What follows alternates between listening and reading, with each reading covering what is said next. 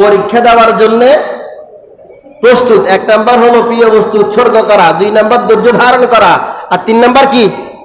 পরীক্ষা দেওয়ার জন্য প্রস্তুত থাকা। আল্লাহ তাআলা পবিত্র কোরআনের 29 নাম্বার সূরাতুল আনকাবুতের 2 নাম্বার আয়াতের মধ্যে বলছেন, আহাসিবান নাসু আন ইউতরাকু আন ইয়াকুলু আমান্না ওয়া হুম লা ইফতানুন।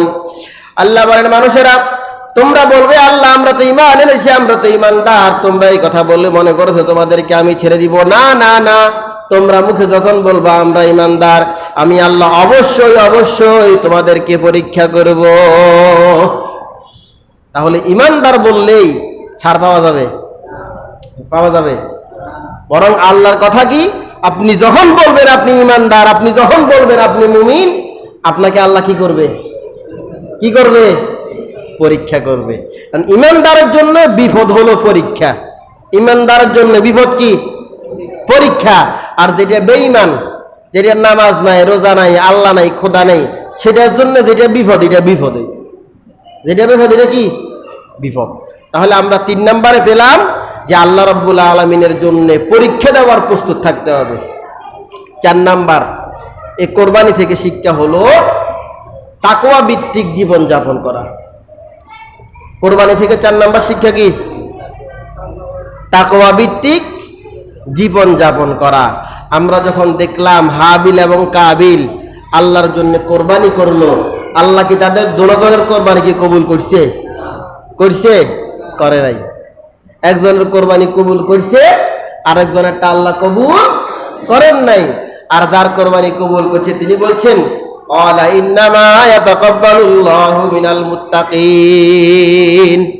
আমার ভাই আল্লাহ রাব্বুল আলামিন কেবলমাত্র মুমিন মুত্তাকিদের কোরবানি কবুল করে। কাদের কোরবানি? কাদের কোরবানি আল্লাহ কবুল করে? এখন আপনার মধ্যে যদি তাকওয়াই না থাকে, আপনার মধ্যে যদি তাকওয়াই না থাকে, তা আপনি কি মুত্তাকি হতে পারবেন? আপনার কোরবানি কবুল হবে? হবে না। এরপরে দেখেন আমরা যখন কোরবানি দেই, আল্লাহ রাব্বুল আলামিনের কথা হলো তোমরা যে কোরবানি করো, লা ইয়ানালাল্লাহু লুহুমুহা ওয়ালা দিমাউহা ওয়ালাকিন ইয়ানালুহুত তাকওয়া মিনকুম। তোমাদের কোরবানিকৃত পশুর গোশত আমার লাগে না, রক্ত আমার লাগে না, আমি যেটা চাই সেটা হলো তোমাদের তাকওয়া। সেটা কি? আল্লাহ কি চান? আল্লাহ কি চান? তাকওয়া চায়। এখন তাকওয়াটা কি? তাকওয়াটা কি? তাকওয়া সম্পর্কে আমিরুল মুমিনিন, অর্ধেক পৃথিবীর বাদশাহ, ইসলামের দ্বিতীয়তম খলিফা, যাকে দেখলে শয়তান ভয় পাইত। কে ভয় পাইত? শয়তান। শুধু শয়তান না, নারীরাও ভয় পাইত, নারীরাও ভয় পাইত। আল্লাহ নবী সাল্লাল্লাহু আলাইহি সাল্লাম নারীদের কাছে ওয়াজ করতেছেন, নারীরা পর্দার এক পাশে, আল্লাহ নবী আরেক পাশে। ফুস করি খবর পাইছে হযরত ওমর আইছে, নারী সবগুলো এখান দিয়ে ফালাই গেছে, সবগুলো এখান দিয়ে চলে গেছে। যখন খবর পাইছে যে ওমর আসছে, নারীরা হযরত ওমরের হয়তো, আর শয়তান সে তো হযরত ওমর যে রাস্তা দিয়ে হাঁটতো, শয়তানও সেই রাস্তা দিয়ে হাঁটতো না। এবার বুঝুন কেমন ঈমান। হযরত ওমর যে রাস্তা দিয়ে হাঁটতো, শয়তানও সেই রাস্তা দিয়ে হাঁটতো না। সে হযরত ওমর একজন সাহাবাকে প্রশ্ন করছেন, কে ভাই আমার তাকওয়া কি? এই যে আমি একটু আগে বললাম না তাকওয়া কি, তো হযরত ওমর একজন সাহাবীকে প্রশ্ন করছেন তাকওয়াটা কি। হযরত ওমর যখন প্রশ্ন করলেন তাকওয়া কি, তাকওয়া কি যখন প্রশ্ন করলেন, সাহাবা বলেন, ইয়া আমিরুল মুমিনিন, আপনি কি এমন কোন রাস্তায় হেঁটেছেন যে রাস্তার সামনেও কাটা, পাশে কাটা, ডানে কাটা, পিছনে কাটা, সব দিকে কাটা, যেখান দিয়ে আপনি হাঁটতেছেন সেখানেও কাটা? আমিরুল মুমিনিন হযরত ওমর ইবনে খাত্তাব রাদিয়াল্লাহু তাআলা আনহু বলেন, হ্যাঁ অবশ্যই আমি এমন রাস্তায় হেঁটেছিলাম। এই সাহাবা, ইয়া আমিরুল মুমিনিন, ওই রাস্তায় হাঁটার সময় আপনি কিভাবে হেঁটেছিলেন? হযরত ওমর বলেন, আমি এমন ভাবে আমার শরীরটাকে রেখেছিলাম যেন কোনোভাবে আমার গায়ের সাথে কাটা না লাগে, এমন ভাবে আমার পাগুলো জমিনের মধ্যে রেখেছিলাম যেন কোনোভাবে আমার পায়ের মধ্যে কাটা না ঢোকে।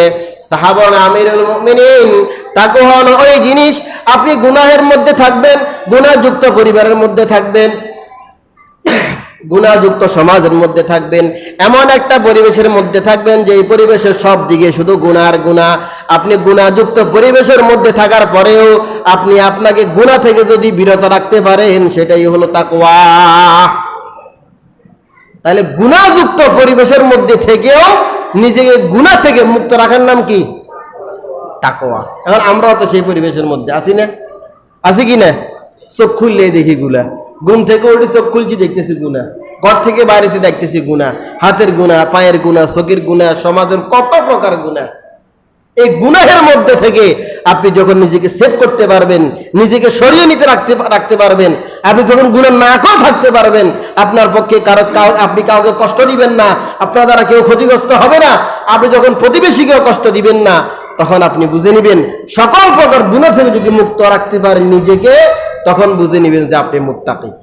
আর যদি দেখেন যে না, বাবা মার সাথে ভালো সম্পর্ক নাই, ভাইদের সাথে ভালো সম্পর্ক নাই, ভাই আপনার লগে দীর্ঘ বছর কথা কয় না, আপনিও ভাইয়ের লগে দীর্ঘ বছর ধরে কথা কন না, আপনিও কেউ চেষ্টা করেন না, ভাই হয়তো কয় না, ভাইয়ের মধ্যে তাকওয়া নাই, আপনার মধ্যে নাই, আপনার মধ্যে তাকওয়া আছে, আপনাকে চেষ্টা করে যেতে হবে। আল্লাহকে দেখতেছেন না? দেখতেছে কিনা?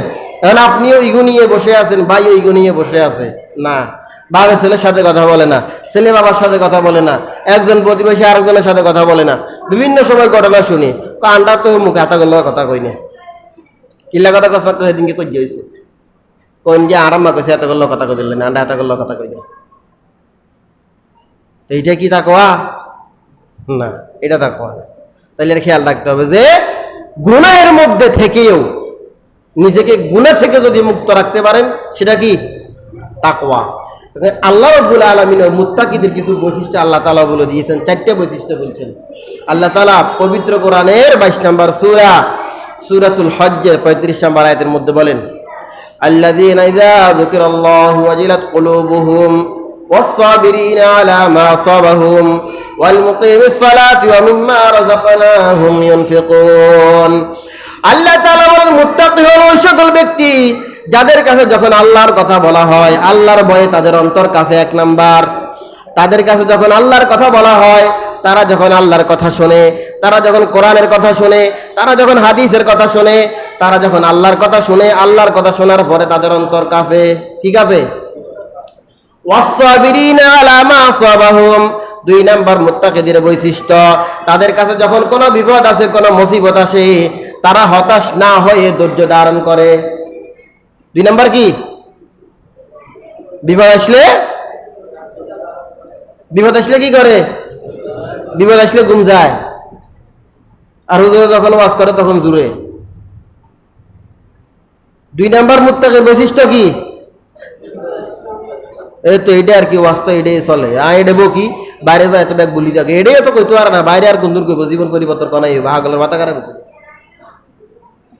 এটা বকি বইতে বইতে আর কাশ উঠি যাবো, কত করে হানি গিয়ে বলাই বেলাই বলি, ও বাদে আয় কি হেডেও শুনে না, হেডেই বুঝে না, তো জীবন পরিবর্তন হইব কিন্তু। এটা মুত্তাকিদের বৈশিষ্ট্য। এটা আপনার মধ্যে না থাকলে আপনার তাকওয়া নাই। তাকওয়া নাই মানে আপনার ঈমান নাই, লড়র বড়র।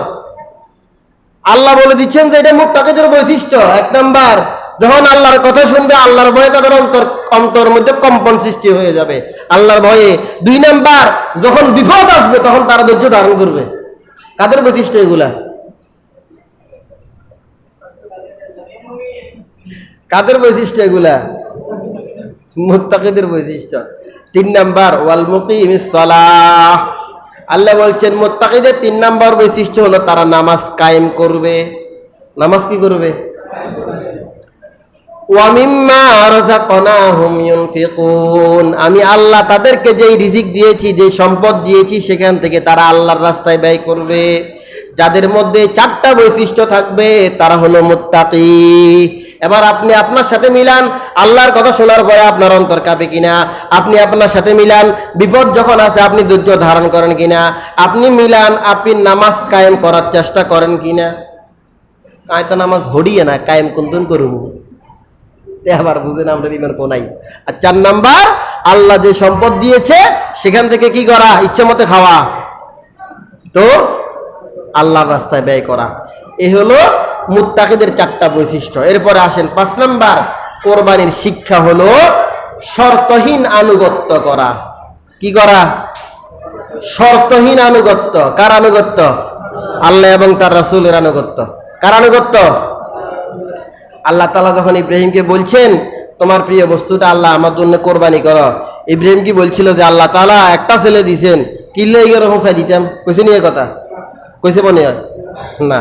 যখন আল্লাহর অর্ডার চলে আসছে কোনো প্রশ্ন করা যাবে না।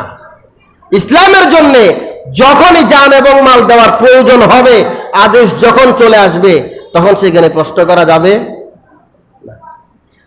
6 নাম্বার, শয়তানের কুমন্ত্রণাকে নস্যাৎ করা। আজকে তো আমরা শয়তানের ধোকায় পড়ে আমরা আমাদের জীবনে সব শেষ করে দিছি। আর শয়তান যে আমাদেরকে ধোকা দিবে এটা সে আল্লাহর সাথে চ্যালেঞ্জ করে এসেছে। সে আল্লাহর সাথে চ্যালেঞ্জ করে এসেছে। আপনার সাথে আমি চ্যালেঞ্জ করলাম যে বনি আদমের জন্য আপনি আমাকে জান্নাত থেকে বাইর করেছেন, আমি এদেরকে ডান দিক থেকে কুমন্ত্রণা দিব, বাম দিক থেকে কুমন্ত্রণা দিব, পিছন দিক থেকে তাদেরকে ডানে দিব, সামনে থেকে কুমন্ত্রণা দিব, এদেরকে আমি ওয়াসওয়াসা দিয়ে জাহান্নামে নিয়েই ছাড়বো। আল্লাহর সাথে সে চ্যালেঞ্জ করছে। তো শয়তান কি বসে থাকবো? আল্লাহর সাথে চ্যালেঞ্জ করে কি সে বসে থাকবো?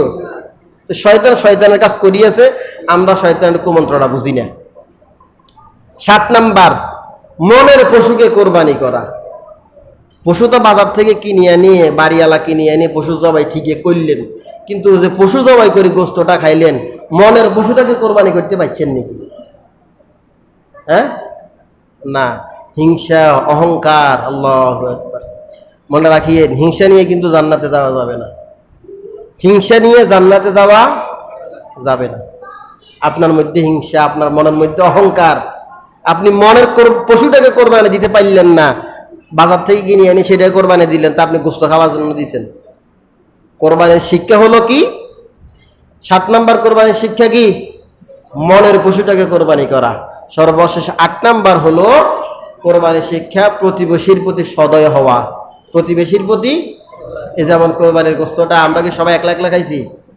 সবাই মনে কোরবানির সবগুলো ফ্রিজের মধ্যে ঢুকে আলাইছে? হ্যাঁ না, নিজেরা খাইছি, প্রতিবেশীকে দিছি, আত্মীয় স্বজনকে দিছি।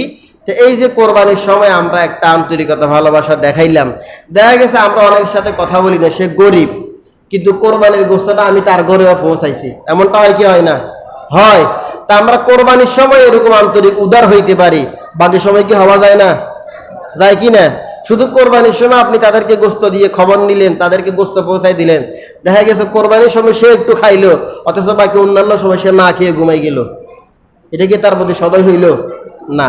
এই কোরবানির সময় যেমনটা করে আমরা প্রতিবেশী গরিবদের প্রতি, অসহায়দের প্রতি, মিসকিনদের প্রতি আমরা আন্তরিকতা, আদর, ভালোবাসা দেখাই, একইভাবে সারাটা বছর এই কোরবানির মতো করে আমরা তাদের প্রতি সদয় হওয়া যাবে তো ইনশাআল্লাহ। আমরা যারা এসেছি, আল্লাহ রাব্বুল আলামিন এই কোরবানির শিক্ষাগুলো আমাদের ব্যক্তি জীবনে, পারিবারিক জীবনে, সামাজিক জীবনে, সর্বোপরি রাষ্ট্রীয় জীবনে আমরা যেন এই কাজগুলো করে আমাদের জীবনটাকে পরিবর্তন করতে পারি। আল্লাহ রাব্বুল আলামিন আমাদের সকলকে তৌফিক দান করুক। আমা তৌফিক ইল্লা বিল্লাহ। আমরা যারা সুন্নাত পড়ি না, সকলে সুন্নাত পড়নি।